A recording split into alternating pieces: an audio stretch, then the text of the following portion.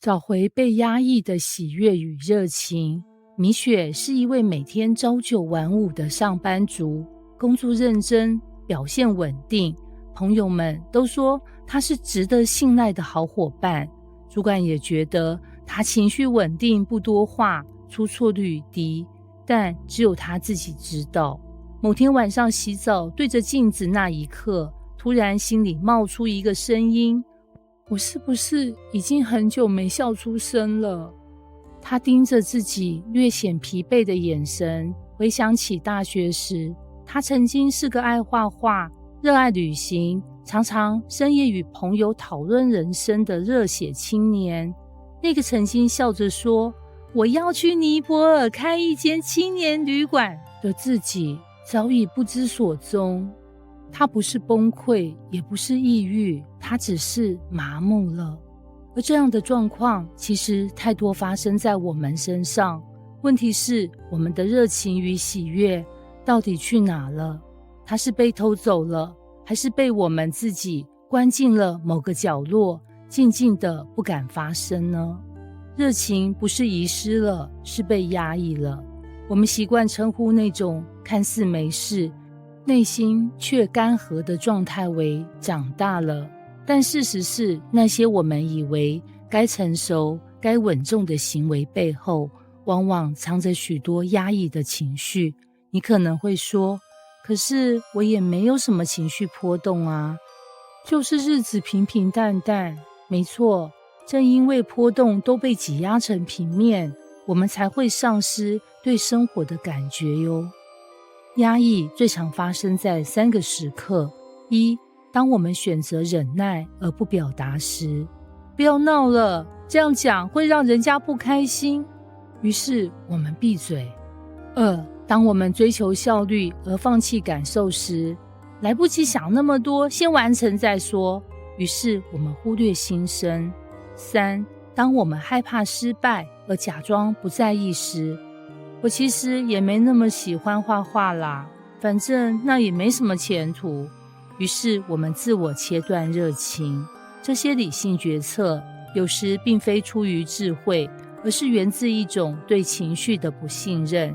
久而久之，我们内心那个曾经会兴奋、会期待、会快乐的自己，就像电视里永远静音的频道一样存在，但不再出声。现代生活的隐形勒索，你只能有正确的情绪。有一天，在捷运上，一位妈妈正试图安抚哭闹的小孩，小孩大喊：我不要上学，我讨厌老师。妈妈一脸尴尬：小声一点啦，人家都在看你，这样很丢脸耶。这幕看似平常，但深藏一个讯息：情绪是不体面的，应该收好藏好。从小我们就被教导开心是可以的，但生气太失控，难过太矫情了，兴奋太吵闹甚至连喜悦与热情都被贴上了标签：不务实、不稳定、不成熟。久而久之，我们学会了这样的人设：不要太兴奋，显得你不够专业；不要太有热情，小心会受伤；不要太真实，小心会被利用哟。结果是，我们的情绪成了一场高压统治，不是被允许自由流动，而是被管理、被调教、被盖章，只准许社会接受的版本出现。被压抑的不是情绪，是你活着的感觉。你有没有注意到这样的自己？打开 Netflix， 不管看什么剧都无感，朋友揪你吃好料，你只觉得好啦，还可以。工作表现再好也没感觉，像是完成某种公式。这不是生活无聊，而是我们对快乐的神经已经麻痹了。心理学家提到，压抑不只会让我们避开痛苦，也会顺便切掉快乐。这就像你为什么不被烫伤，干脆连温度感应器都拔掉，你不会痛，也不再知道什么叫温暖哦。于是连那原本让你眼睛发光的事绘画、音乐、写作、教学、旅行，现在看起来也像一张泛黄的海报。曾经美丽，如今只是回忆。情绪不是敌人，而是向导。米雪那天终于忍不住，独自跑到河堤边大哭了一场。没有什么剧情转折，也没有人在那晚陪她，只是她哭完后，突然有种松开的感觉耶。隔天早上，她打开尘封已久的话剧箱，闻到颜料味的那一刻，眼泪又落下来，但这次是微笑的。她说，我以为我不再爱画画，其实只是我不再允许自己快乐。这就是情绪的奇妙之处。当你愿意承认它不是洪水猛兽，而是引你回家的路。很多时候，我们与自己的情绪为敌，是因为我们误以为我被情绪绑架了。但事实是，我们只是太久没让情绪出声，它才会变得像炸弹一样难搞。其实，情绪是内在世界的导航仪。